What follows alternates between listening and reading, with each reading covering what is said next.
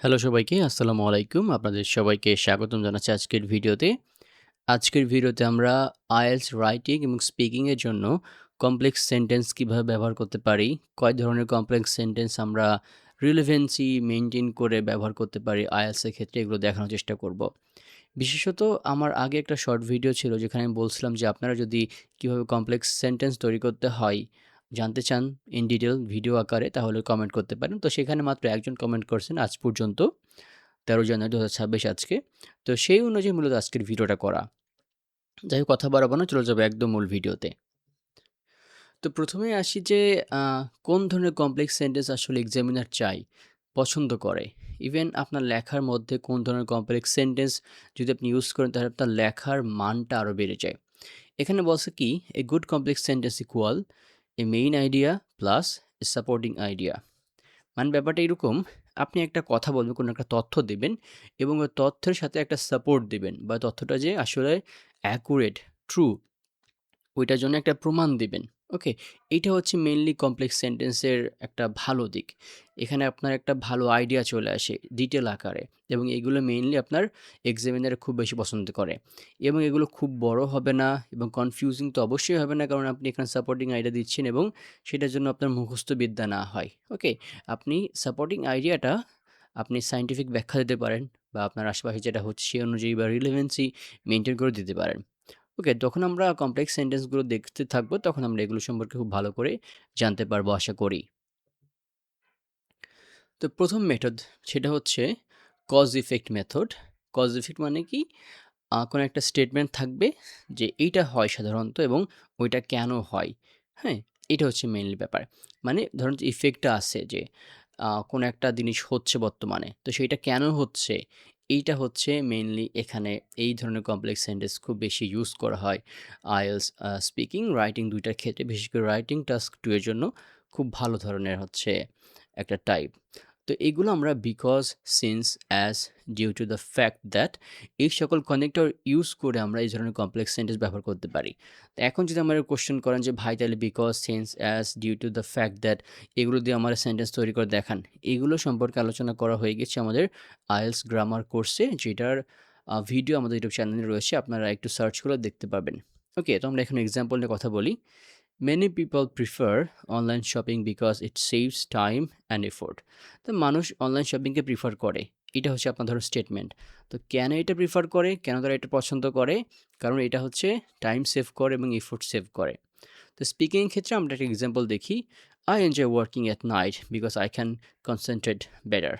আমি রাতে কাজ করতে এনজয় করি, স্বাচ্ছন্দ্য বোধ করি। কারণ আমি খুব ভালো মনোযোগ দিতে পারি।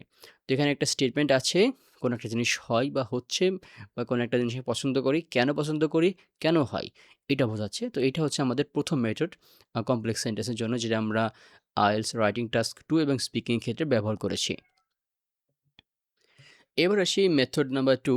এটা কাইন্ড অফ কমপ্লেক্স, মানে একটু জটিল টাইপের।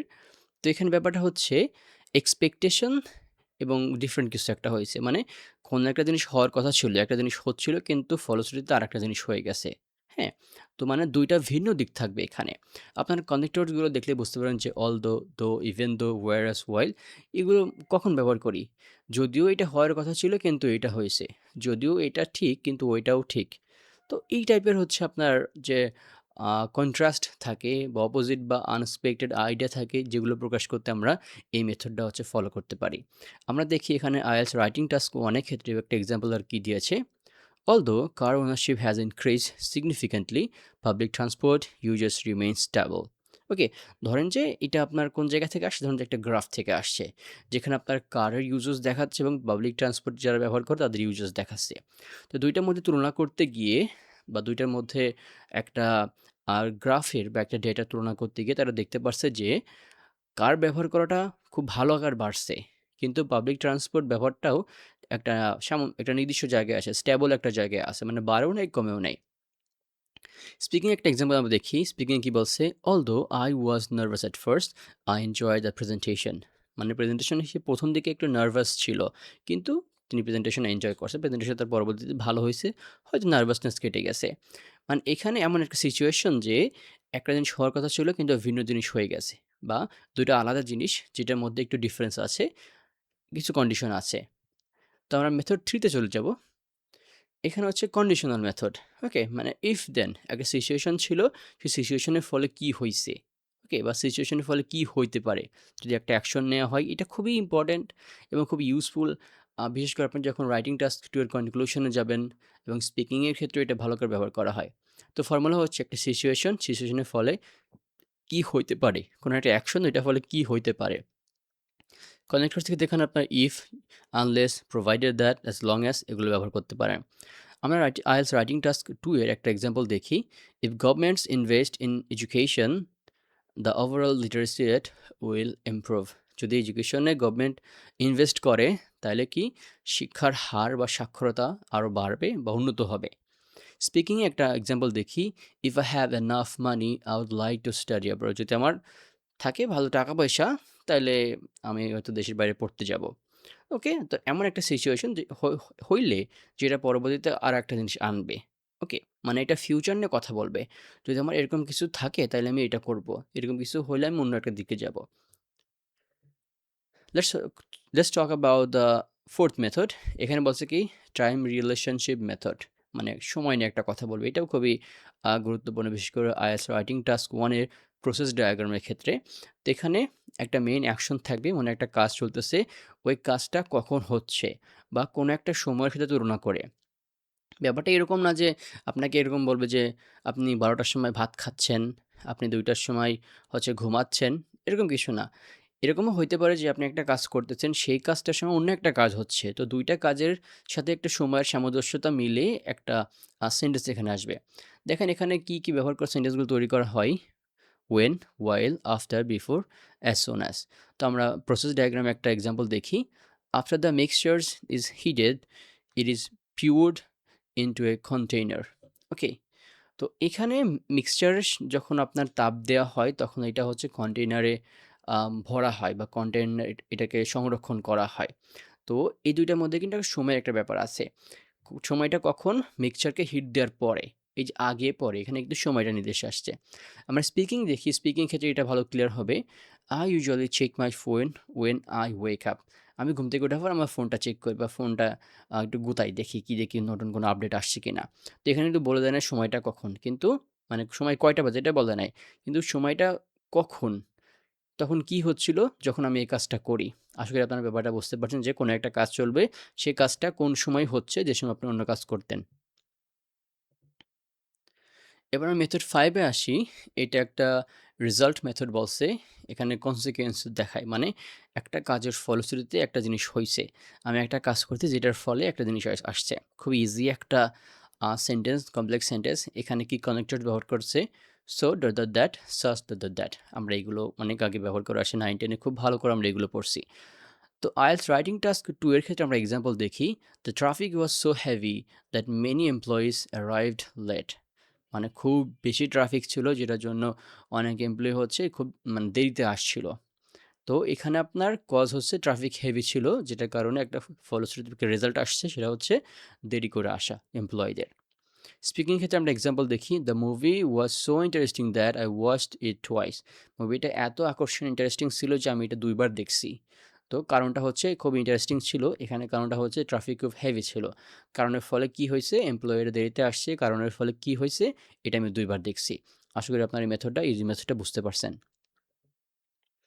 Let's talk about the sixth method, relative clause condition adding extra information. এটা খুবই ইম্পর্টেন্ট। এটা আপনারা আয়ত্ত করার অবশ্যই চেষ্টা করবেন। কোনো একটা জিনিস বা কারো বিষয় সম্পর্কে কথা বলা হবে এবং সেই বিষয় সম্পর্কে আরও ডিটেল দেবে বা আরও সাপোর্ট দিবে। আমরা আগে হয়তো আরেকটা মেথডে দেখেছি সাপোর্ট দেয় কীভাবে। আমরা এখানে আবার বলতেছি যে একটা জিনিস সম্পর্কে কথা বলা হবে, সেটাকে আরও সাপোর্ট দেবে বা আরও ডিটেলে বলবে। এবং এগুলো আপনার সেন্টেন্সগুলোকে অনেক রিচ করে, অনেক এক্সট্রা ইনফরমেশন দেয়। বোঝানোর জন্য এই জিনিসগুলো খুব ভালো। এখানে স্ট্রাকচার বলতেছে কি নাউন বা নাউন ফ্রেজ ধরি আমরা। সাথে হচ্ছে হু, হোয়াইচ, দ্যাট, ওয়্যার, এগুলোর পরে হচ্ছে আপনার এক্সটেনশন বা হচ্ছে এক্সট্রা ইনফরমেশন থাকবে। এক্সাম্পল দেখলে ক্লিয়ার হবো আশা করি আমরা।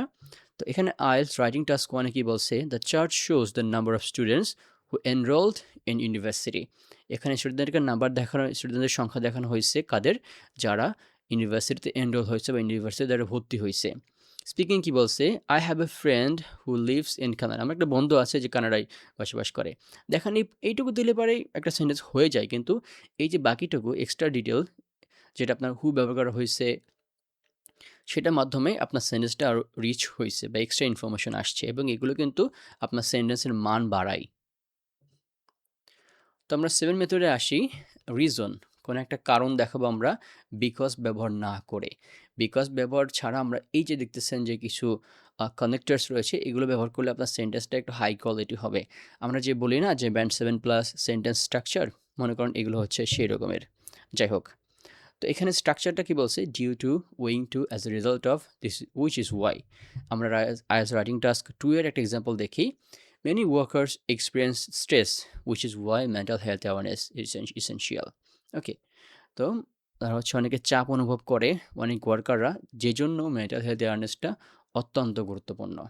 মানে এখানে স্ট্রেস তারা চাচ্ছে, স্ট্রেসের মধ্যে আছে, যেটার কারণে হচ্ছে এইটা গুরুত্বপূর্ণ। একটা রিলেশনশিপ আনছে বা একটা কারণ এখানে দেখাচ্ছে যে যেটার কারণে এইটা করা উচিত। আশা করি আপনারা এই সেন্টেন্সগুলো বা এগুলো ব্যবহার করে আপনারা সেন্টেন্স তৈরি করা শিখলে আশা করি আপনাদের সেন্টেন্সগুলো হাই ব্যান্ডস করে চলে যাবে। So that's all about today. আজকে এই পর্যন্ত ছিল। যদিও আপনারা আরও এক্সপ্লেনেশন চান যে ভাই আমাদেরকে একদম স্টেপ বাই স্টেপ ধরে, ধরে কমপ্লেক্স সেন্টেন্স তৈরি করে দেখান।